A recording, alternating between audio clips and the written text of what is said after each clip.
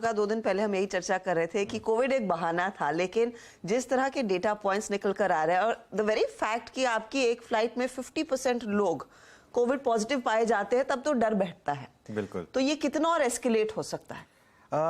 देखिए, इसमें ना कोविड में हमको आंसर्स मिलेंगे 20 साल के बाद। अभी किसी को कोई आंसर नहीं है। और अभी बहुत कुछ लक पे डिपेंड करता है।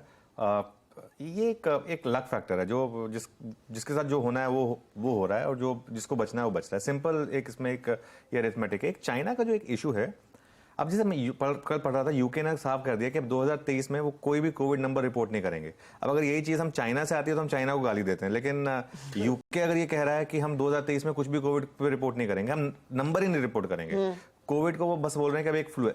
उसका कारण है क्योंकि अब ये सब देशों ने झेल लिया है। हमने सेकेंड वेव में झेला था, यूरोप ने फर्स्ट वेव में झेला था, जो एक सबसे गंदा वाला कोविड था, जहां हॉस्पिटल इटली में बहुत खराब स्थिति। एग्जैक्टली। तो वो सब देश झेल चुके हैं। चाइना अब झेल रहा है, क्योंकि चाइना ने शुरू से 3 साल से एकदम उसको कैद करके रखा था। लेकिन एक चीज क्लियर हो गई कि ये वायरस कैद करके नहीं रहने वाला। ये एक जब तक सबको होगा नहीं तब तक एक हर्ड इम्यूनिटी आएगी नहीं। अब ये बात हुई है, तो अब चाइना में ये हो रहा है, तो इसके लिए। लेकिन अब बाकी देशों में वो फियर फैक्टर मेरे ख्याल से है नहीं। और एक कहते हैं ना कि fear is temporary, regret is for ever. तो वो एग्जैक्टली इस समय वो वाला मामला है। अभी ये जो फियर है टेम्परेरी है, और ये मुझे लग रहा है नीरज जी ने भी कहा अगले 30-40 दिन की और बात है। और इसमें अगर मार्केट आपको एक बड़ा करेक्शन देगा कोविड की वजह से, तो दोनों हाथ से लैप अप करिए उसको। एक हमेशा एक मार्केट में कभी भी इस तरीके की करेक्शन आती है ना, वॉर से रिलेटेड, पैंडेमिक से रिलेटेड, या किसी भी ऐसी चीज से रिलेटेड जिसमें ये डर बिठाने लगे, ये डर बैठने लगे कि दुनिया खत्म हो रही है, तो वहां पर एक, क्योंकि अगर दुनिया ही खत्म हो रही है तो फिर आप पैसे का भी क्या करेंगे। तो अगर नहीं खत्म हो रही है तो कम से कम स्टॉक में लगा दो। एग्जैक्टली, क्योंकि अगर नई दुनिया खत्म हुई तो फिर वो स्टॉक 2-3 गुना ही भागेंगे। हमने देखा 2020 में जिसने कोविड में खरीद लिया, उसको उसके बाद काम करने की जरूरत नहीं पड़ी। उसके बाद वो 18,000 वाला बैंक निफ्टी 40,000 तक पहुंच गया 1.5 साल के अंदर। तो ये मतलब बेसिकली सारा का सारा बात आ जाती है कि फियर फैक्टर इन्वेस्टर्स के लिए इससे अच्छी अपॉर्चुनिटी नहीं होती जब फियर फैक्टर से लेके मार्केट गिरे। तो सिंपल, इन्वेस्टर के लिए डरने की जरूरत कहां होती है? जब इकोनॉमी को ऐसा लगे कि 5-6 साल की रिसेशन में जा रही है, तब डरने की जरूरत होती है। ऐसे कोई इंडिकेशन नहीं है किसी भी इकोनॉमी में। इंडिया जैसी इकोनॉमी में तो बिल्कुल नहीं है। आप बाहर जाके देखिए। मैं कल बाय द वे कल डिनर के लिए गया था, कल मेरी एनिवर्सरी थी, तो उसके लिए थैंक यू। तो मैं कल डिनर के लिए गया था, वीकडे है, वेडनेसडे नाइट है।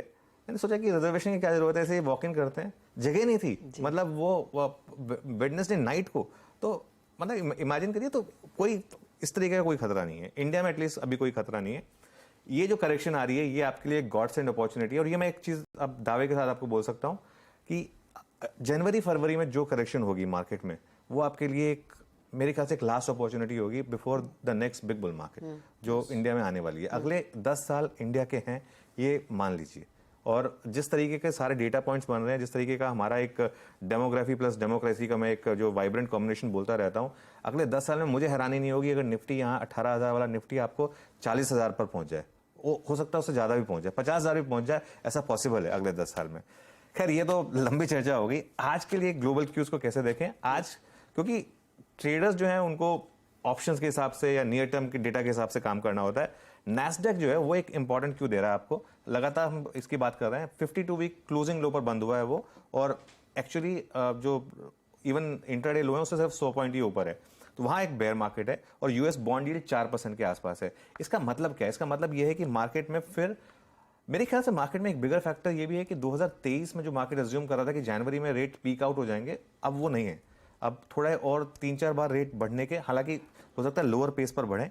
तो उसका एक इम्प्लीकेशन क्या है कि जो आईटी वर्सेस बैंक से हटता वो 2023 में भी कंटिन्यू रहेगा। 2022 एटलीस्ट फर्स्ट हाफ में, 2022 में जो आपने इतनी बड़ी आउट परफॉर्मेंस देखी है बैंक निफ्टी की कंपेयर टू आईटी, वो 2023 के पहले हाफ में भी कंटिन्यू करेगी। सेकेंड हाफ में शायद आईटी स्टॉक्स वापस एक कमबैक करें। चीन की तरफ से भी जो है ना, एक मैं कुछ वीडियोस देख रहा था, आप कह रहे हैं कि कुछ मतलब कॉन्फ्लिक्टिंग वीडियोस हैं, क्योंकि चाइना से कुछ ज्यादा न्यूज आती नहीं है। एक कुछ वीडियोस लोगों ने भेजे हैं जिसमें वो वॉक कर रहे हैं मार्केट में, कह रहे हैं यहाँ तो कुछ भी नहीं हुआ है, पता नहीं आप लोग क्या देख रहे हैं, क्या कहाँ से। एक बंदे ने अपना रिकॉर्ड एक बंदे ने एक वीडियो रिकॉर्ड करके भेजा है कि देखिए मेरी फैमिली चाइना में है, वो घबरा रही है, मैंने इसके लिए वो वीडियो बना के भेजा है। लेकिन चीन, अल्टीमेट न्यूज ये है कि चीन अब ओपन अप हो रहा है, और चीन ओपन अप हो रहा है, इसका मतलब China theme will do well. वो जो एक हमने 2-3 दिन से डिस्कस किया है, एक पोर्टफोलियो में आपको एक चाइना थीम बना के रखनी है। और फिर वही बात, फियर फैक्टर में पोर्टफोलियो हमेशा बनाना आपके लिए आप उसको 1 साल बाद नोटिस करेंगे कि मैंने बहुत अच्छा किया कि 1 साल पहले वो पोर्टफोलियो बना लिया, क्योंकि एक बार मार्केट चलना शुरू होता है उसके बाद फिर आपको अपॉर्चुनिटी नहीं मिलती है।